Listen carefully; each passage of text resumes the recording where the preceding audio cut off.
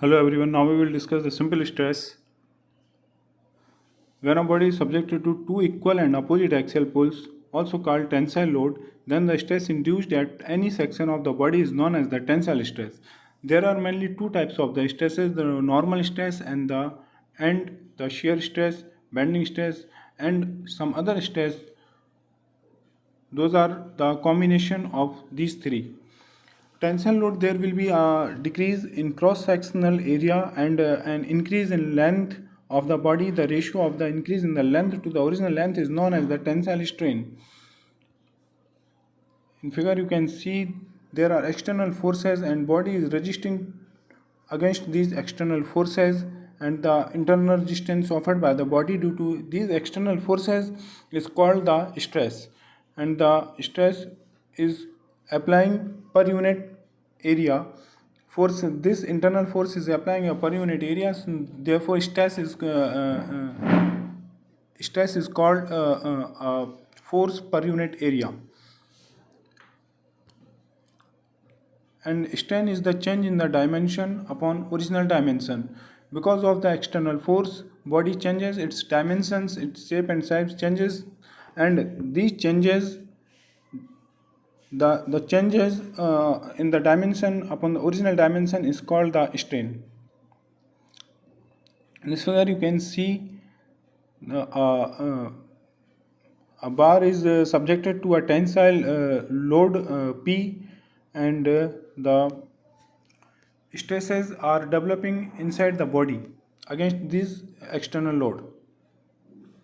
When a body is subjected to two equal and opposite axial pushes at any section of the body is known as compressive stress. Compressive load, there will be an increase in cross sectional area and decrease in the length of the body. The ratio of the decreases in length to the original length is known as compressive strain.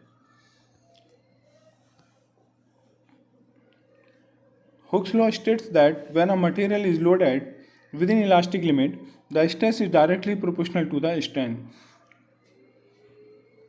Stress is directly proportional to the strain. When we will remove this proportionality sign, a constant will introduce capital E. This constant is called the modulus of elasticity or Young's modulus. By the formula, Young's modulus equal sigma mean stress upon epsilon mean strain. Stress upon strain. Sigma can be expressed as force upon area, and the strain can be expressed as change in length upon original length del L by L. Therefore, we can write E in terms of the load, change in length, area and length. By the formula E equal P into L upon A into del L. Force into length upon area into change in length. When a body is subjected to two equal and opposite forces acting tangentially across the resisting section, as a result of which the body tends to shear off the section, then the stress induced is called shear stress. The corresponding strain known as shear strain. Shear strain equal tangential force upon resisting area. Shear modulus and modulus of rigidity. It has been found experimentally that within the elastic limit, the shear stress is directly proportional to the shear strain. Mathematically, shear stress is directly proportional to the strain. Tau representing the shear stress, and the phi is representing the shear strain. When we will remove the sign of proportionality, constant will introduce capital G is called the modulus of rigidity. Tau equal G into phi, or tau upon phi equal to G, where tau is the shear stress, phi is the shear strain, G is the constant of proportionality known as shear modulus or modulus of rigidity. It is also denoted by N or C. This is the stress strain diagram. When we apply a tensile force on any member, any bar, the length will increase and the other dimension will decreases. Due to the increase in the length, strain developed, and because of that strain, there is a stress developed in the body, and body will get elongated.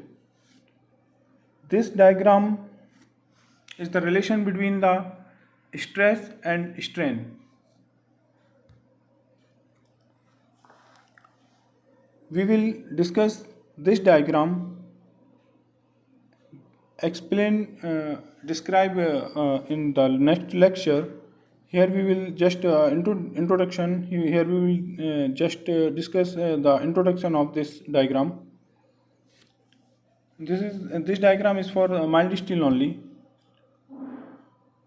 This is the standard tensile test specimen. When we apply the tensile force, it gets elongate, and there will be necking in any part of the specimen. When designing machine part, it is desirable to keep the stress lower than the maximum or ultimate stress at which failure of the material takes place. This stress is known as the working stress or design stress. It is also known as safe or allowable stress, working stress, design stress, safe stress, allowable stress. The ratio of maximum stress to the working stress is called the factor of safety. Thank you.